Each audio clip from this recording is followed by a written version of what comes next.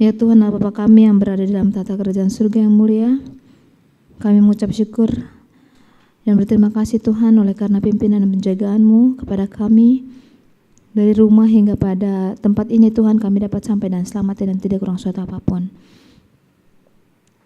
Kami mau mendengar firman-Mu ya Tuhan, biarlah Engkau memberikan kami Roh Kudus-Mu agar kami dapat mendengarkan firman-Mu ini dengan jelas dan dapat menerapkan dalam kehidupan kami dan bawa kami untuk lebih dekat lagi kepadamu ya Tuhan.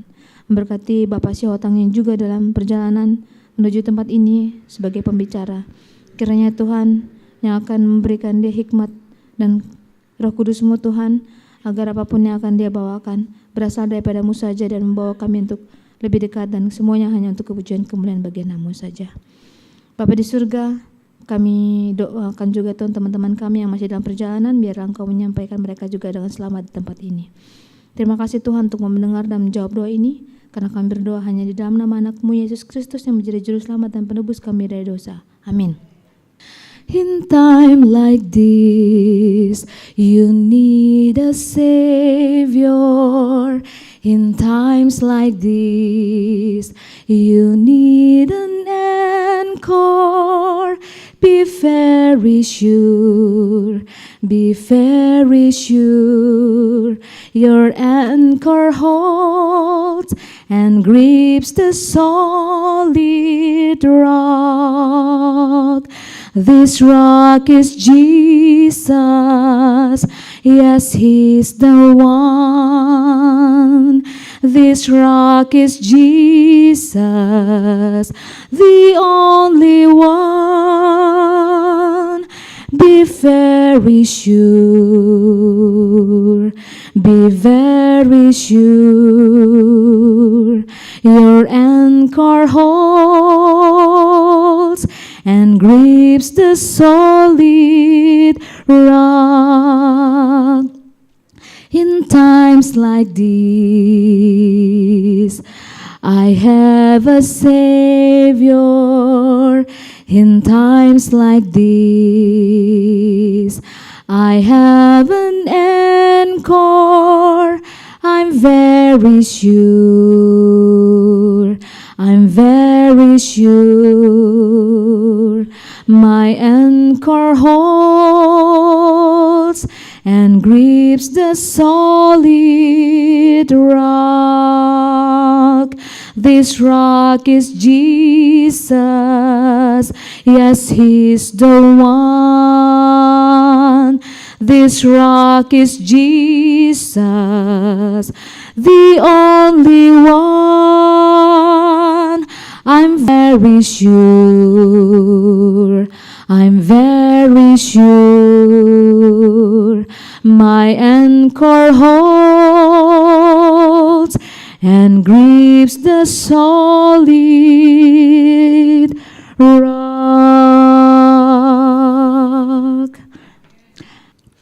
Baik, pertama-tama saya menyampaikan selamat pagi bagi kita semua.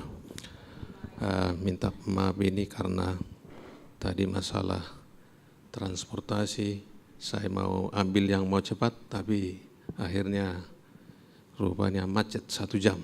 Ya, seperti parkir aja.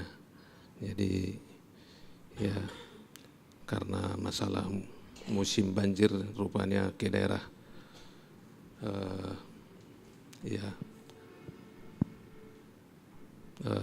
daerah kami sana pembuangan mobil jalur-jalur mobil yang macet. Baiklah, pagi ini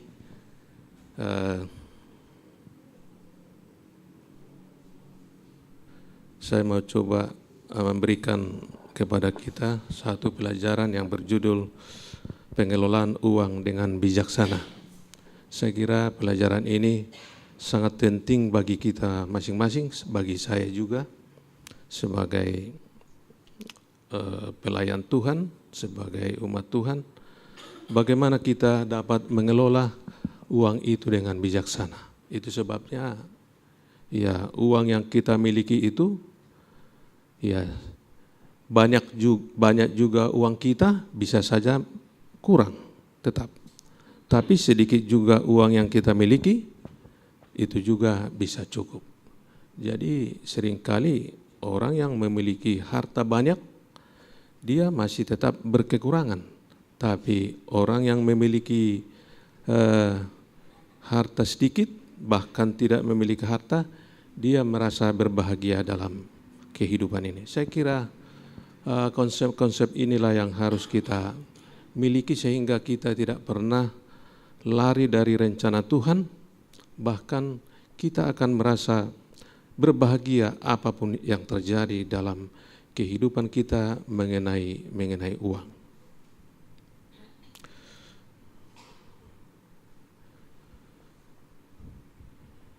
Itu sebabnya dikatakan bertahan hidup dengan gaji seorang pendeta. Materi ini kemarin saya sudah bawakan di Jawa Barat juga, karena kita melihat bagaimana juga di sana tantangan besar. Bahkan di kota besar ini juga di mana-mana sekarang menjadi tantangan. Apakah kita dapat hidup bertahan dengan gaji seorang hamba Tuhan, seorang pendeta, atau kita selalu bandingkan kehidupan kita dengan orang yang bekerja di luar atau di perusahaan besar. Ya, ini yang menjadi tantangan bagi kita. Itu sebabnya setiap orang yang sudah berkomitmen datang dalam pekerjaan ini, saya kira kita sudah tanda tangani siap menjadi seorang hamba Tuhan yang katakanlah secara dunia miskin. Dan saya kira jika spirit ini kita miliki, maka kita akan bertahan dan kita akan berbahagia dalam kehidupan ini.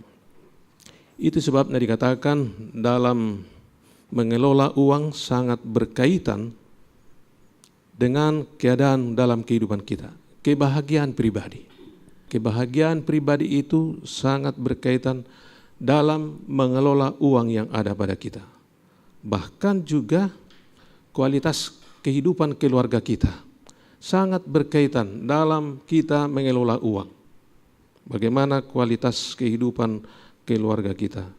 Dan bahkan juga dikatakan pengelolaan uang itu ditentukan juga dalam stabilitas dalam pernikahan sebagai suami istri.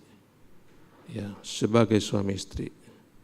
Dan yang terakhir dikatakan keberhasilan dalam pengelolaan uang juga itu tergantung dalam kesuksesan kita dalam pelayanan.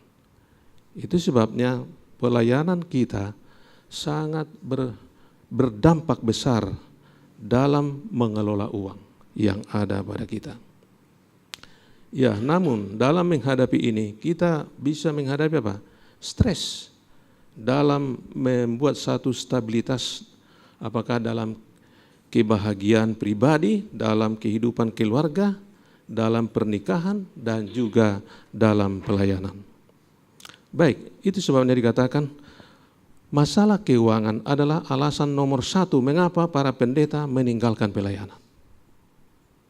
Seringkali ada mungkin hamba Tuhan atau seorang pendeta yang meninggalkan pelayanan ini dikarenakan salah satu adalah masalah keuangan.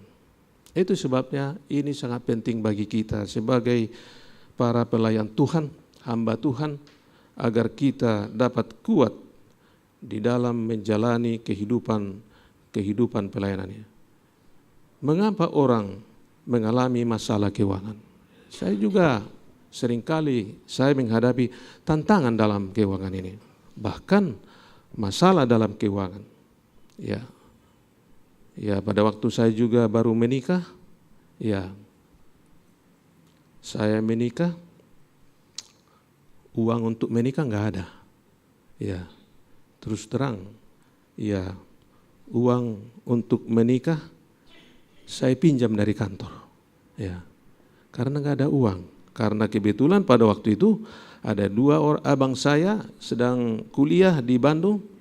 Pada waktu saya bekerja, saya harus bantu mereka. Tapi pada waktu menikah, saya belum siap keuangan saya, tapi harus saya cicil lagi itu setelah menikah. Ini ada hikmah dalam pengalaman ini. beberapa tahun kemudian ada juga masalah kita hadapi.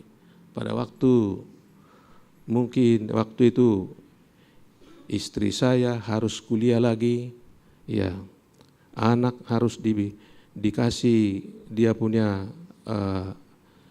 kebutuhan, sementara gaji tidak cukup. Pada waktu itu istri harus apa? Harus mengajar di SD Advent, mengajar di sekolah luar, sambil kuliah. Tantangan dalam keuangan. Itu sebabnya dikatakan ada 3 alasan mengapa orang-orang mengalami masalah keuangan dalam frekuensi secara berurutan. Dikatakan di sana mungkin banyak hal, tapi di sini masalah yang pertama dikatakan ketidaktahuan. Ya, dikatakan banyak orang, bahkan banyak pasangan yang buta huruf secara finansial. Mereka tidak pernah diajar mengenai prinsip Alkitabiah, mengenai pengelolaan uang. Ya, seringkali setelah kita berkeluarga, barulah kita mengerti tentang nilainya uang itu. Ya, memang pada waktu pengalaman kita sejak kecil, sekolah kita SD, SMP, SMA, ya tidak pernah orang tua kasih uang kepada kita. Bahkan pada waktu mahasiswa kita berkekurangan di dalam untuk membayar uang kuliah kita. Itu sebabnya enggak pernah ada kesempatan bagi kita mengantongi uang untuk sesuatu hal yang tidak penting. Ada harapan untuk orang-orang seperti ini, tetapi Anda tidak mendapat pelajaran ini di sekolah kita. Dalam pengelolaan uang ini sangat banyak berkaitan dengan pengalaman dalam kehidupan kita. Ya, mungkin saudara, ya sejak kecil mungkin sudah tahu itu apa nilai uang, menggunakan uang. Ya, tapi kalau kita dalam pengalaman saya, ya setelah saya bekerja, barulah saya merasakan uang itu bagaimana. Ya, uang. Mereka memiliki pola hidup melampaui. Ya, kedua dikatakan ketamakan dan keegoisan. Mereka memiliki pola hidup melampaui pendapatan mereka. Mereka tidak mau untuk hidup menyetir, menggunakan sesuatu yang sesuai dengan kemampuan mereka. Sangat banyak orang menggunakan uang tidak sesuai dengan apa yang didapatkannya. Banyak dari orang-orang yang seperti ini merasa bahwa mereka sangat miskin untuk memberikan persepuluhan. Sebagai dampaknya mereka hidup tanpa janji Tuhan akan hikmat dan berkat. Seringkali dengan sikap ketamakan, keegoisan ini merasa dia masih berkekurangan. Sehingga dalam kesetiaan, dalam memberikan milik Tuhan juga dia lupakan. Ketamakan dan keegoisan ini seringkali ini yang membuat juga kita mengalami masalah dalam keuangan. Yang ketiga adalah tragedi dan kemalangan. Sadar atau tidak sadar, atau bisa saja kita masuk di dalam situasi tragedi dan kemalangan ini yang kita tidak pernah harapkan. Masalah penyakit yang serius, ya, yang dapat mengganggu keuangan kita. Kadang-kadang, ya, ini menjadi masalah dalam kehidupan kita. Bahkan juga keuangan ini akan bisa diganggu dengan masalah perceraian. Banyak orang yang memiliki uang dan terjadi perceraian, dan setelah bercerai mereka akan menghadapi banyak masalah. Bencana alam. Ini juga kita tidak pernah tahu kapan itu datang bencana alam. Dan ini bisa terjadi kepada kita dan kita akan mengalami apa? Bahkan kerugian finansial akan bisa terjadi mempengaruhi keadaan kehidupan keuangan kita. Itu sebabnya kita harus tetap waspada. Dan kalaupun terjadi akan hal ini, apakah penyakit, perceraian, bencana alam, kerugian finansial, secara alamiah kita harus bisa untuk menjalani kehidupan seperti ini. Tapi seringkali kita, jika hal ini bisa terjadi kepada kita sepertinya kita tidak mau terimakan hal itu. Tapi sekarang ini di mana saja kita dapat lihat keadaan-keadaan seperti ini. Itu sebabnya kadang cukup mengenai masalah-masalah. Apa yang dapat Anda lakukan untuk merasakan kebebasan financial. Seringkali ancaman-ancaman membuat keadaan keuangan kita menghadapi masalah yang harus kita selesaikan.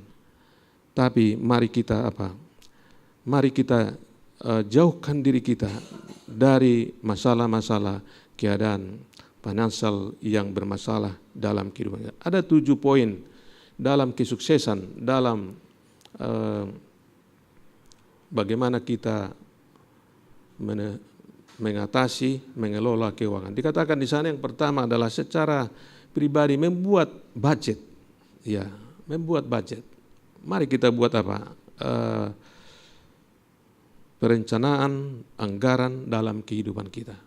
Ya, kalau memang tahun ini belum bisa kita membeli sesuatu untuk kehidupan keluarga kita, ya, kalau belum ada mungkin budgetnya atau anggarannya, kita harus lebih dahulu membuat satu perencanaan yang baik bagi kita.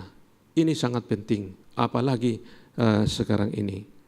Pakai uang dengan jumlah lebih sedikit daripada pendapatan. Hidup dengan apa yang ada. Seringkali banyak orang tidak siap dalam menggunakan uang yang ada padanya. Bahkan organisasi yang menggunakan uang melebihi dari pendapatannya, ini terancam dalam masalah keuangan. Dan itu bisa terjadi, dan banyak terjadi. Dia sudah tahu permulaan tahun, bahwa pendapatan dia cuma sekian, tapi dia berani menggunakan lebih daripada itu. Saya kira ini adalah merupakan suatu juga tuntunan bagi kita dalam kehidupan kita. Supaya kita jangan terjerumus dalam satu lubang yang menunggu masalah akan terjadi dalam kehidupan kita. Apa yang ada pada kita, itulah yang harus kita hidupkan. Ya. Yang ketiga dikatakan tabung sedikit setiap Anda gajian. Mulai dengan hanya mungkin $50, bukan hanya untuk masa pensiun. Perlu menabung sedikit demi sedikit. Sehingga kita akan Kita akan tidak mengalami kesulitan dalam keuangan. Dalam organisasi juga demikian. Jika organisasi itu atau satu perusahaan tidak lakukan demikian, maka dia siap untuk menghadapi keuangan yang bermasalah. Yang keempat dikatakan, daya tarik adalah salah satu biaya yang bisa kita hindari. Ya, seringkali sekarang ini daya tarik, ada rumah di sana yang mau dijual, ada tanah di sana, ada mobil murah, dan lain-lain sebagainya. Daya tarik, ya boleh-boleh saja, tetapi jangan lupa apakah keadaan keuangan kita sekarang ini sudah bisa untuk melakukan itu. Namun yang saya mau sampaikan di sini, ya jangan kita mengeluh dengan gaji yang kita terima setiap bulan. Karena itu, kalau itu menjadi pengeluhan kita, maka kita tidak akan pernah puas. Kenapa orang yang di Bangladesh, yang di Sri Lanka sana, yang di Vietnam sana, tidak mungkin sampai $200 atau $300 dia punya gaji. Tapi dia dapat lakukan pekerjaan itu dengan sungguh-sungguh. Itu sebabnya ukuran kesetiaan, kesungguh-sungguhan bekerja juga, janganlah sampai masalah gaji yang kita terima yang membuatnya. Kenapa orang di negara lain dengan gaji yang sangat kecil, tapi mereka dapat sungguh-sungguh dalam melakukan pekerjaan. Baik, bagian yang lain juga yang saya bicarakan pagi ini adalah jangan ada hutang yang tetap tidak terbayar. kecuali hutang untuk selalu mengasihi satu dengan yang lain. Nah, itu sebabnya jangan pernah ciptakan hutang kita kepada siapapun, apakah di dalam pelayanan ini atau kepada orang lain, ya. Tetapi dikatakan ciptakanlah hutang untuk selalu mengasihi satu yang sama lain. Wah, saya masih berhutang, saya tidak kasihi si A, si B, si C dan lain-lain. Saya kira itulah yang harus kita bangun dalam kehidupan kita ini. Bahkan dikatakan kebebasan melalui penangkalan diri. Kita harus bertekad untuk tidak lagi berhutang. Sangkal diri Anda akan ribuan hal daripada berhutang kembali. Berhutang telah menjadi kutuk dalam kehidupan. Buat sebuah perjanjian sungguh-sungguh dengan Tuhan sehingga melalui berkat-Nya Anda akan dapat membayar hutang-hutang Anda. Lalu kemudian tidak lagi berhutang kepada siapapun dan hidup dengan roti dan bubur. Itu sebabnya hutang ini sangat berbahaya, sangat berbahaya. Saya juga melihat secara organisasi juga, jika pimpinan itu memelihara hutang di sana, akan ada masalah. Apalagi secara pribadi. Ya, jadi kita harus bebas dari hutang ini ke siapapun. Jangan saudara juga tidak berhutang di kantor, tapi di luar berhutang. Ini juga sangat berbahaya. Jangan bimbang, putus harapan atau berbalik. Sangkal cita rasa selera Anda, simpan uang Anda dan bayarlah hutang. Kerjakan hal itu sesegera mungkin. Ketika Anda berdiri sebagai manusia yang bebas dari hutang kepada siapapun kembali, Anda akan meraih kemenangan besar. Ya, hutang ini sangat tidak membuat kita lebih baik, tetapi akan mengganggu dalam pelayanan kita dan juga mengganggu dalam kehidupan kita. Itu sebabnya dikatakan susunlah budget, merancang tujuan untuk keluarga. Apa tujuan kita dalam keluarga kita? Membeli barang yang telah terdepresiasi dengan tunai. Jangan gunakan membeli barang dengan dengan kredit, boleh-boleh saja, tapi sudah lalu juga membuang kartu kredit, ini juga harus dihindari, penggunaan kartu kredit yang dapat mengganggu kehidupan pengelolaan uang Anda. Memulai pengukuran ekonomi, menjual barang-barang inventaris yang sebenarnya Anda tidak terlalu perlukan. Kalau memang barang-barang kita tidak diperlukan lagi, karena ada hutang kita harus Kita harus selesaikan. Itu sebabnya dikatakan 4 tingkatan kesehatan financial. Yang pertama, bebas dari hutang. Kita harus bebas dari hutang. Ini merupakan satu-satunya pondasi yang tepat. Merencanakan pengeluaran Anda, gunakan kartu kredit dengan semestinya. Bayar lunas rumah Anda. Sekarang ini sangat banyak pekerja pelayan Tuhan, bahkan mungkin kita sedang menghadapi ini sekarang ini. Kita memiliki kredit untuk rumah mungkin dan lain-lain sebagainya. Tapi jangan sampai kita menghadapi hutang yang melilit kehidupan kita.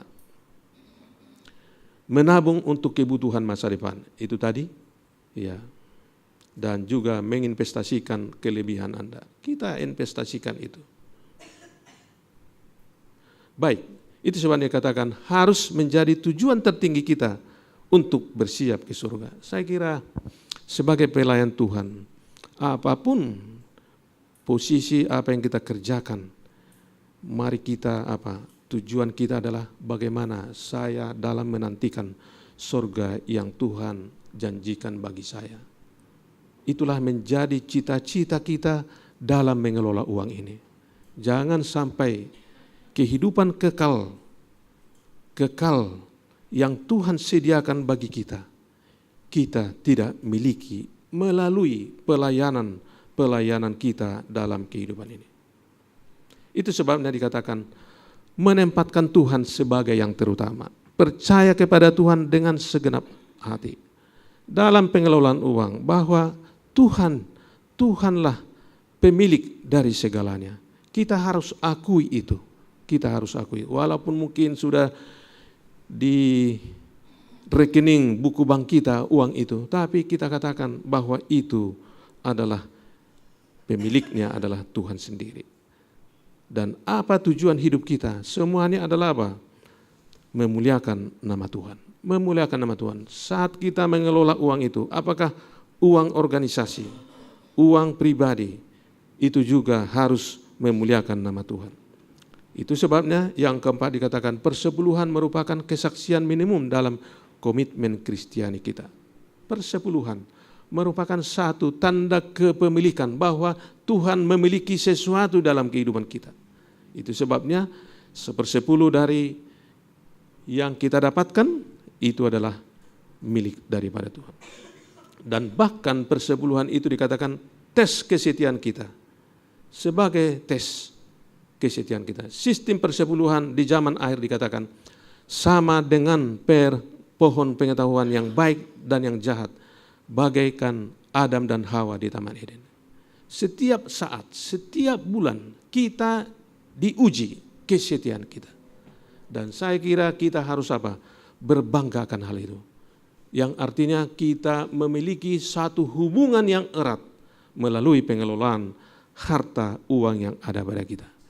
Itu sebabnya jangan sampai kita merasa itu adalah satu beban. Kenapa ini Tuhan buat? Harus kita berikan 1/10 dari apa yang kita miliki. Itu sebabnya ketika kita setia dalam persepuluhan, kita menunjukkan kepada Tuhan bahwa kita percaya akan kebaikannya, percaya akan firman-Nya, dan menerima otoritasnya. Satu kebanggaan bagi kita sebagai umat Tuhan saat kita mengembalikan persepuluhan kepadanya, bahwa Tuhanlah sebagai pemilik. Itu sebabnya kita patut melakukannya. Dalam tulisan Roh Nubuat dikatakan, orang-orang yang bekerja sebagai pendeta memiliki tanggung jawab kudus untuk menyerahkan tugas kepada mereka yang selama ini diabaikan. Ada kebutuhan besar akan instruksi mengenai obligasi dan tugas kepada Tuhan, khususnya dalam hal membayar persepuluhan yang jujur. Mudah-mudahan dengan nasihat ini kita semakin lebih mendalam, kita memahami bagaimana Tuhan telah memberikan kepada kita berkat-berkat yang limpah dan kita kembalikan kepadanya miliknya. Itu sebabnya dikatakan juga bahwa peraturan penggunaan perpuluhan dikatakan Injil tidak mengurangi kebenaran atau menghapuskan kewajiban financial dari umat-umat Tuhan. Dan kita percaya bahwa Tuhan mewajibkan kita untuk mengembalikan 1/10 dari pendapatan kita. Jangan kita merasa, wah saya sudah berikan persepuluhan itu. Tapi kita dalam menyerahkan itu karena itu adalah miliknya, bukan milik daripada kita. Walaupun pengembalian perpuluhan tidak dipergunakan sebagai syarat keanggotaan, namun Alkitab menyatakan sebagai kewajiban dalam hubungan kita, dalam rohani kita, di mana setiap umat percaya berhutang kepada Tuhan. Hal ini sangatlah penting dalam hal meminta dengan iman akan berkat yang limpah di dalam kehidupan Kristiani. Ya, kewajiban ini sudah lifestyle kita dalam mengembalikan persepuluhan. Satu pertanyaan di sana. Apakah kita memberikan persepuluhan berdasarkan pendapatan kotor atau gross atau pendapatan bersih atau net? Ini tempo hari juga menjadi pertanyaan. Ya, di beberapa tempat ini menjadi pertanyaan. Ya, bahkan para hamba Tuhan menanyakan hal seperti itu. Seringkali kita dibingungkan bagaimana kita untuk mengembalikan milik daripada Tuhan. Di sana dikatakan, Alkitab mengatakan bahwa kita harus menempatkan Tuhan sebagai yang terutama. Dalam Amsal 3:9, muliakanlah Tuhan dengan hartamu dan dengan hasil pertama dari segala penghasilanmu. Dari segala penghasilanmu. Seringkali kita pilah-pilah ini penghasilan kita. Sehingga kita tidak rela memberikan segala penghasilan kita. Matius 6 ayat 33 dengan carilah dahulu kerajaan Allah dan kemuliaannya. Setelah itu semuanya akan ditambahkan kepadamu.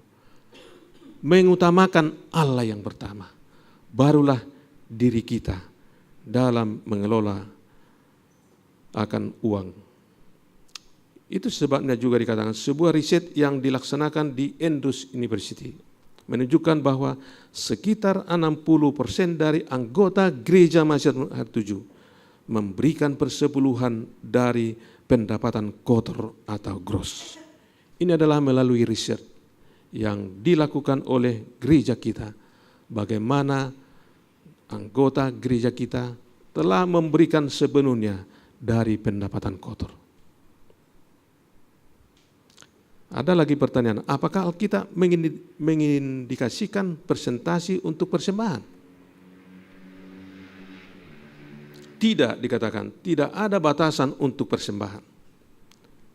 Jumlah persembahan bergantung pada bagaimana Tuhan telah memberkati kita. Sebagaimana sejauh mana kita merasakan berkat daripada Tuhan itu. Bahkan juga itu ditentukan sukacita kita dalam memberikan persembahan kita. Ya. Dan dorongan untuk memberi. Ada 3 bagian di sini saat kita memberikan bagaimana Tuhan telah memberkati kita dan dalam sukacita kita dalam memberi dan dorongan untuk memberi. Itu sebabnya tidak ada batasannya kita dalam memberikan persembahan untuk Tuhan. Satu hal juga disebutkan di sini, para pemimpin harus menjadi contoh. Seluruh pemimpin gereja harus menjadi contoh dalam mengembalikan perpuluhan. Sangat jelas. Orang-orang yang tidak memenuhi standar ini membuat diri mereka tidak layak untuk tetap menjadi pengurus gereja. Itu sebabnya kita adalah pelayan-pelayan dalam gereja ini. Pemimpin-pemimpin dalam gereja ini. Kita harus apa? Harus menjadi contoh, harus menjadi teladan dalam kesetiaan mengembalikan persepuluhan. Ada pertanyaan juga di sini, dapatkah saya memberikan perpuluhan kemana saja yang saya rasa baik? Ini juga sering menjadi apa? Pertanyaan dalam kehidupan umat-umat Tuhan. Wah, seringkali dia lihat di daerah sana perlu dibantu pekerjaan Tuhan. Si A itu perlu dibantu dengan apa? Dengan uang. Seringkali ini menjadi masalah sekarang dalam pekerjaan Tuhan. Tidak, dikatakan perpuluhan bukan milik daripada anggota. Lihat itu adalah milik Tuhan yang harus dikembalikan di dalam perbendaharaan Tuhan.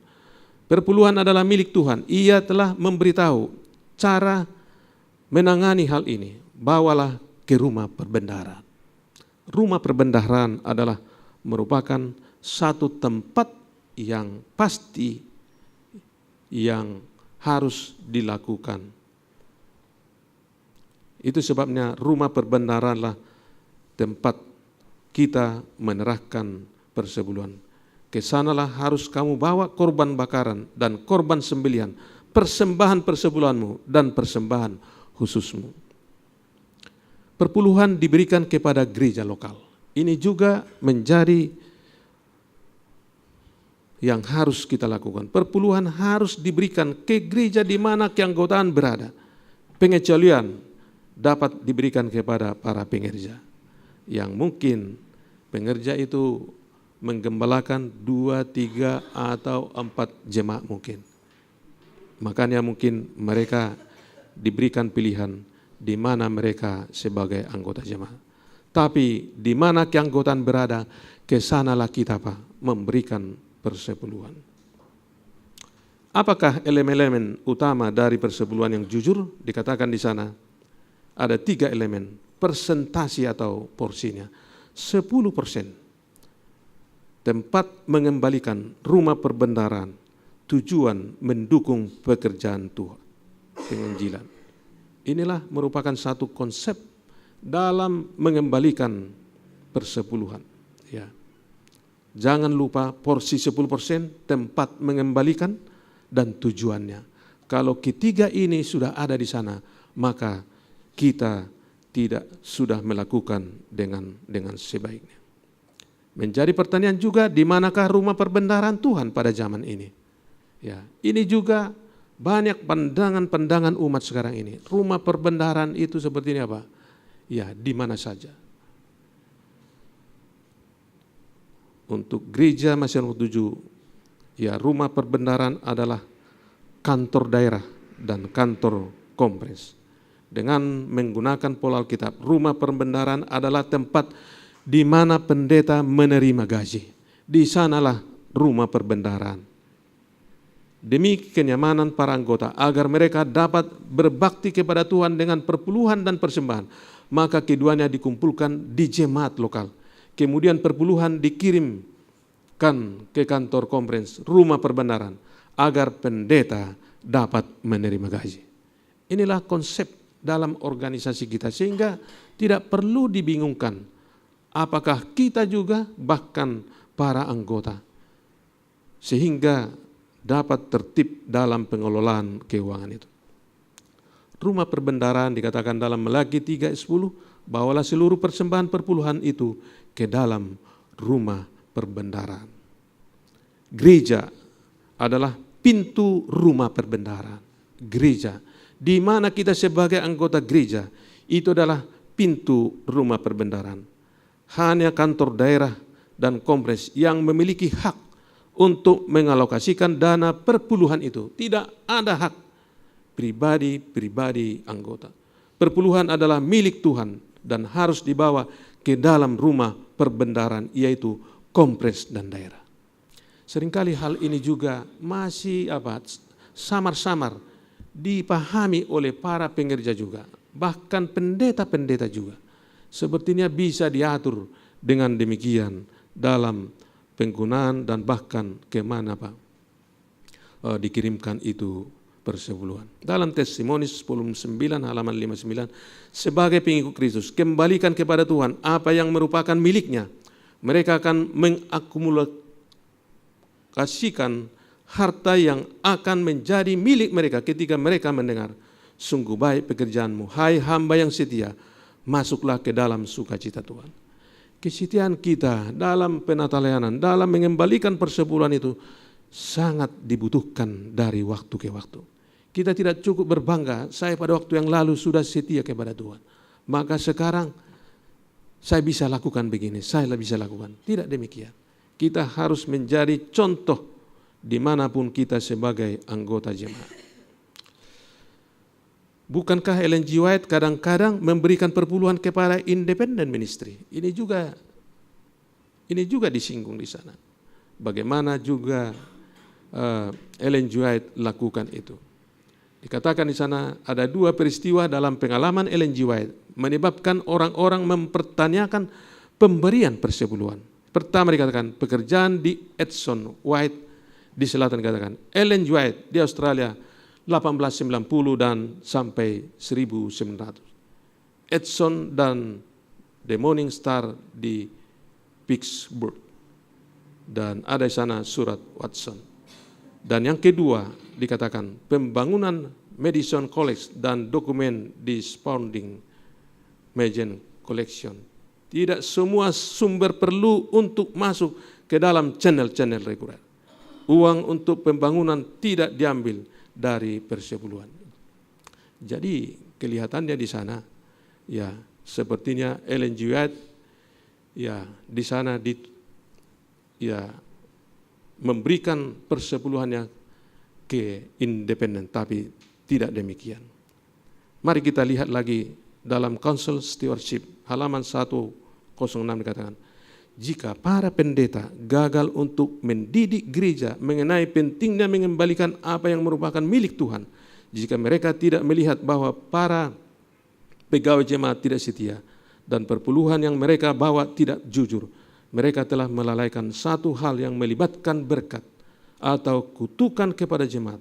Oleh karena itu, mereka harus dibebaskan, tugaskan dari tanggung jawab mereka. Lihat itu, bagaimana keteladanan kita itu dalam menjadi teladan di jemaat di mana kita berada. Menjadi orang yang dapat mempromosikan kesetiaan, mengembalikan milik daripada Tuhan. Itu sebabnya kita harapkan sebenarnya para pendeta, pengerja semua sudah lakukan dengan semestinya. Ya. Mereka merampok Tuhan akan persepuluhan yang Ia tuntut sebagai miliknya, dan pada saat mereka merampok Tuhan, mereka juga telah merampok harta mereka sendiri di dalam perbendaharaan surga. Ya, jangan sampai terjadi apakah kita atau pengerja lain dan bahkan umat Tuhan merampok atau menahan dalam kesetiaan persepuluhan. Berikut ini mungkin ini adalah satu evaluasi bagi kita bagaimana kesetiaan dari para hamba Tuhan di berbagai tempat. Dan mungkin ini juga menjadi satu pandangan bagi kita sekarang ini, bagaimana juga pentingnya ini gereja ini membangun kesetiaan ini sekarang ini, dan itu harus dimulai dari diri kita sendiri, ya, diri kita sendiri dan kita masing-masing. Baik, ini ada satu evaluasi, ya, ini adalah, wah ini kurang kelihatan karena dia punya LCD-nya juga ini kecil ya. Jadi saudara tidak dapat melihat dengan jelas. Tapi kita lihat di sana bagaimana gembala di salah satu di DKI Jakarta Conference, saya melihat hampir mungkin ya 90% kesetiaan mereka dari bulan ke bulan, ya. Dari bulan ke bulan. Dan ini dikontrol oleh bendahara di sana dan juga penata layanan. Yang walaupun ada beberapa di sana yang perlu diingatkan. Dan bahkan yang kita lihat juga di sana adalah masih ada masalah. Ada kalanya mereka itu memberikan persepuluhan dari basic salary, itu yang terdapat di sana di evaluasi itu. Belum dari take home pay, tapi kebanyakan dari mereka sudah dari take home pay. Inilah perbedaan. Kadang-kadang sama-sama memahami dan juga mengerti, tapi dalam implementasi bisa berbeda. Tapi ada juga di sana juga dalam persembahan terpadu ada yang memberikan 10%. Ya, ada yang memberikan 5%, tapi kita lihat di sana sudah kebanyakan hampir 10%. Itulah gambaran pengerja di DKI. Ya, saya kira ini perlu kita bangun melalui kesetiaan kita masing-masing. Bahkan juga di sana, ya, gembala muda juga ada di sana dibuat juga datanya bagaimana kesetiaan mereka. Hampir sama, ya. Ya, mungkin sudah dilakukan tapi masih perlu apa? Perlu dibangun lagi bagaimana kesetiaan itu menjadi satu keteladanan bagi jemaat. Saya kira itu juga yang menjadi penekanan di sana. Kita dimanapun kita sebagai anggota jemaat harus menjadi teladan dalam kesetiaan, dalam mengembalikan persepuluhan dan juga memberikan persembahan terpadu. Bahkan data mereka juga ada pra-intern. Ya, di pra-intern kita lihat juga di sana, ya, perlu mungkin juga apa? Ada di sana juga apa? Ya, pemahaman yang lebih dalam lagi, sehingga mereka walaupun masih pra-intern, mereka sudah harus menunjukkan keteladanan dan kesetiaan. Itu. Jadi yang saya maksud di sini, jangan Jangan kehidupan kesetiaan kita ini dikondisikan dengan apa? Keadaan kita. Karena kita masih pegawai yang kecil, wah bolehlah kita apa? Atau mungkin karena kita masih pra-intern, bolehlah kita apa? Bisa lakukan dengan apa menurut pemikiran kita. Tapi saya kira harus setia kita dalam hal yang kecil, hal yang besar, dan hal yang luar biasa harus tetap kita setia.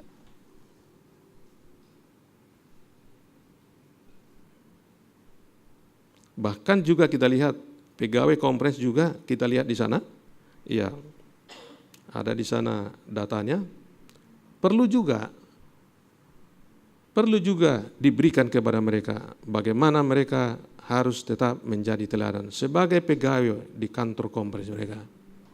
Hal-hal inilah kadang-kadang yang dilihat, ya, karena kita bahkan mereka juga berada di jemaat dan jemaat itu melihat mereka. Bahkan gembala itu juga melihat mereka. Jadi harus double keteladanan di sana. Sebagai pegawai kantor mereka di sana pelayanan, mereka harus terlihat setia mereka. Baik, ini adalah kita di sini. Kita di sini. Setelah kita evaluasi juga, ya terima kasih kepada saudara-saudara yang sudah memberikan perbaikan-perbaikan. Ya, perbaikan-perbaikan itu warna biru itu, ya. Setelah kita berikan surat, ya banyak sekali di sana. Ya, jadi dengan adanya data ini, ya saudara sudah dipastikan sudah melakukan dalam kesetiaan, dalam memberikan persembahan persepuluhan. Tapi yang kita lihat di sana masih ada yang belum menyerahkan. Tapi juga masih ada yang belum rutin memberikan. Arti rutin di sana, ya kalau dihitung dia punya pendapatan, ya ada yang memang yang didobelkan, tapi ada juga memang kosong memang. Ya, saya kurang tahu apakah itu diserahkan di gereja lain. Tapi itulah evaluasi pegawai yang ada di kantor ini. Itu sebabnya ini sangat penting. Ya, sangat penting. Warna kuning itu adalah yang masih bolong-bolong itu, masih banyak itu. Dan saya melihat, terus terang saudara, kelihatannya kalau ini nanti tidak ada perubahannya ini, berarti ya saya katakan pegawai kantor di kompres masih lebih setia mereka daripada kita di sini. Ya. Dan kalau itu terjadi, apa yang harus kita buat? Kita lihat di sana banyak yang kuning-kuning. Ya. Tapi belum penuh itu, belum lengkap ini data. Tapi saya melihat kita belum belum tunjukkan kesetiaan yang Bahkan ada di antara pegawai di sini memberikan persepuluhan tapi tidak memberikan persembahan terpadu. Ya. Jadi inilah gambaran-gambaran bagaimana kita membuat menjadi teladan, menjadi contoh di dalam jemaat. Ya, sementara di jemaat mereka juga setia di dalam memberikan persembahan dan mengembalikan persepuluhan. Saya menghitung kita punya gaji dan dikalikan 10% gaji, 10% dari gaji kita setahun itu, seharusnya gaji kita sudah hampir 4 miliar.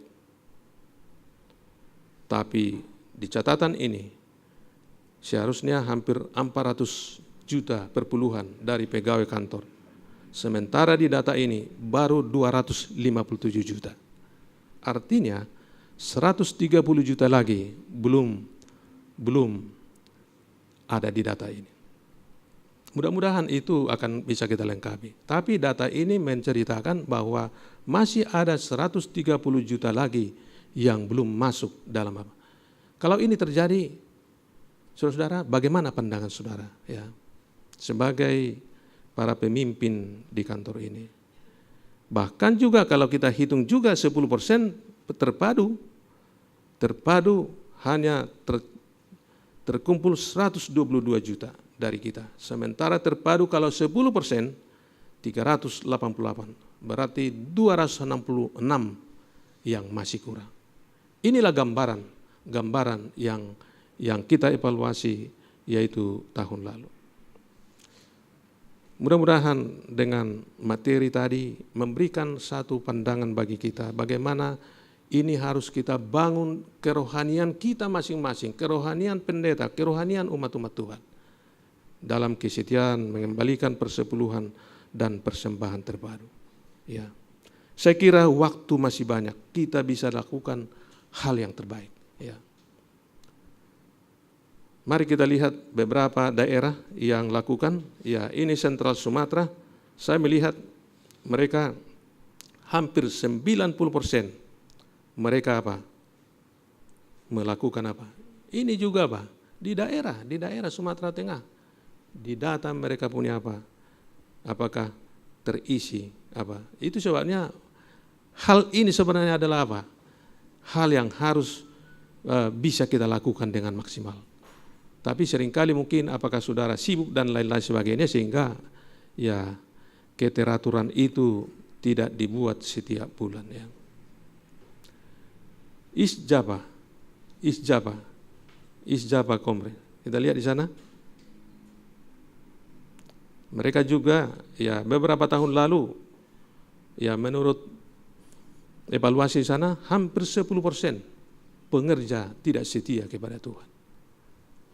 Jadi memang bisa terjadi ya dengan kondisi-kondisi, bahkan ada yang mengatakan pendeta, kenapa pendeta tidak memberikan perpuluhan? Wah, biaya hidup tinggi sekali. Ya, biaya hidup. Padahal mobil pendeta ini lebih dari satu. Ya. Ini kita diuji di dalam hal ini sekarang ini. Anggota telah melihat kita memiliki cukup. Apakah rumah, memiliki mobil, dan memiliki yang lain-lain. Tapi bisa kalau didapati kita tidak setia, ini apa yang menjadi tanggung jawab, keteladanan yang kita apa? Isjaba, kita lihat sudah lebih apa, tapi masih ada 1-2 di sana, 1-2 orang lagi. Bahkan ada pendeta muda di sana, guru-guru juga. Nah, ini evaluasi tentang kesetiaan mereka.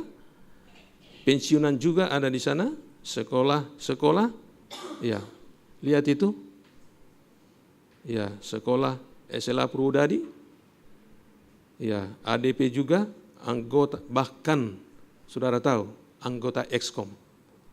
Setelah kita evaluasi, ini sebenarnya rahasia, tapi ini juga mungkin kita akan evaluasi semua anggota Excom di berbagai daerah nanti.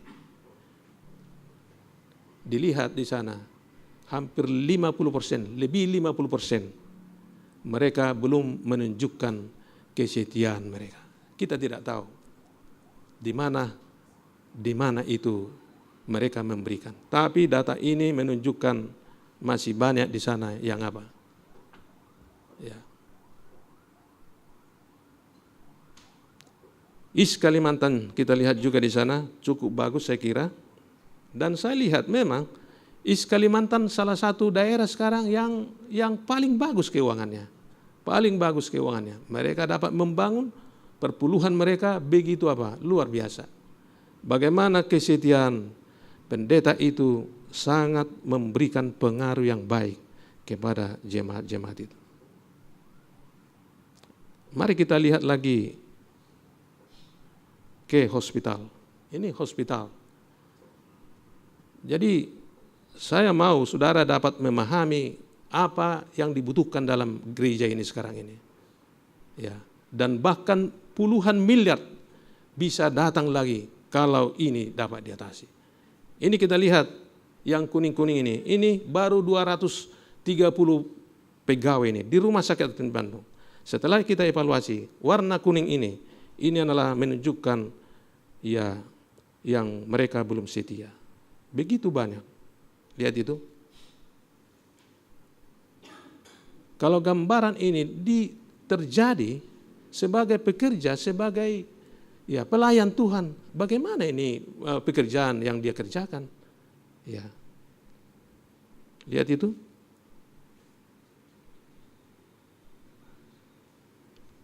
luar biasa saudara. Saya melihat mungkin bisa di atas 30%. Di sana apa? Masalah sekarang ini. Masalah sekarang ini.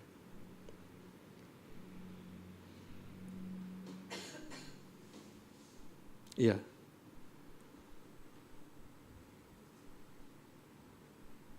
Ini tantangan gereja sekarang ini, tantangan para pemimpin sekarang ini. Lalu IPH juga. Bahkan pendetanya sampaikan kepada kita, bagaimana itu Pak, sebagai pengerja tapi tidak pernah apa di sana. Wah, luar biasa. Ya, luar biasa.